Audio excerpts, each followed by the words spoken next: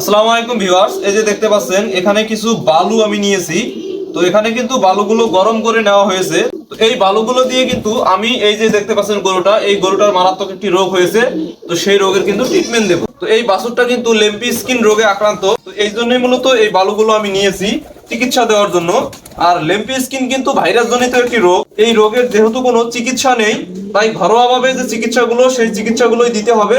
এর পাশাপাশি কিছু প্রিবায়োটিক প্রোবায়োটিক বা ভাইরাস বা ব্যাকটেরিয়া বিরোধী যে পাউডারগুলো আছে এগুলো খাওয়ালেই কিন্তু এই লেম্পি স্কিন ডিজিজ ভালো হয়ে যায়। তো এই লেম্পি স্কিন ডিজিজ কিন্তু সাধারণ মানুষের কাছে একটি আতঙ্ক, কারণ এই লেম্পি স্কিন ডিজিজ যদি গরুর হয় তাহলে অনেক গরু মারা যায়। মোট কথা, যেহেতু এই রোগের কোনো ঔষধ নাই, এই জন্যই মূলত সঠিক কোনো ঔষধ দিয়ে এই রোগের ট্রিটমেন্ট করা যায় না। তো এই রোগটা হলে অনেকেই কিন্তু ব্যস্ত হয়ে পড়ে, বিশেষ করে ডাক্তার থেকে শুরু করে বিভিন্ন অ্যান্টিবায়োটিক এই গরুকে প্রদান করে। আসলে এই লেম্পি স্কিন ডিজিজ যদি গরুর হয় তাহলে শুরুতেই কোনোভাবে এই গরুগুলোকে অ্যান্টিবায়োটিক দিয়ে চিকিৎসা করানো যায় না। যদি অ্যান্টিবায়োটিক দিয়ে চিকিৎসা করানো হয় তাহলে কিন্তু গরুটা আরো দিনে দিনে দুর্বল হতে থাকে এবং গরু কিন্তু আস্তে আস্তে মৃত্যুর দিকে ধাবিত হয়। এই জন্যই আপনারা কি করবেন, আপনারা শুরুতেই কোনো অ্যান্টিবায়োটিক না দিয়ে শুধু ব্যথানাশক এবং অ্যান্টিহিস্টামিন যে ওষুধগুলো আছে সেই ওষুধগুলো দিয়ে কিন্তু এই লেম্পি স্কিন ডিজিজের চিকিৎসাটা আপনারা করবেন। তো বন্ধুরা, এই যে দেখতে পাচ্ছেন একটি পা, তো এই পা থেকে এই পা দেখেন কিরকম ফুলে গেছে। তো এখানে মনে হচ্ছে যে এখানে রস জমা হয়ে আছে। তো এটা কিন্তু গত 3 দিন যাবত এই অবস্থা। তো আমি কিন্তু এই যে দেখতে পাচ্ছেন বালুগুলো গরম করে নিয়েছি। তো এই গরম করা বালু কিন্তু এইভাবে আস্তে আস্তে সেক দিতেছি। মোট কথা, এটা হালকা হালকা তাপ দিলে এটা এখানেই দেবে যাবে। এই জন্যই মূলত এই বালুটা গরম করে এখানে আমি সেক দিতেছি। দিনে 4-5 বার আমি এটা দিয়ে দিতেছি সেক। আর এই যে দেখতে পাচ্ছেন এখানে কিছু ঔষধ আমি নিয়েছি।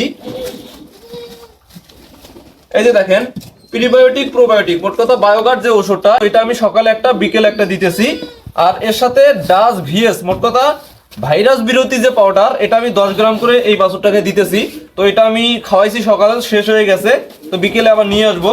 আর এখানে দেখতে পাচ্ছেন কিছু ওষুধ, সেটা হচ্ছে এই যে প্রমিভেট, মোট কথা অ্যান্টিহিস্টামিন।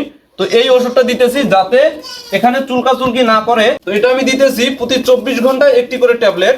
আর এর সাথে দিতেছি মেলভেট, মোট কথা মেলভেট দিতেছি প্রতিদিন দুপুরে, এবং এইচভেট দিতেছি সকালে একটা বিকেলে একটা।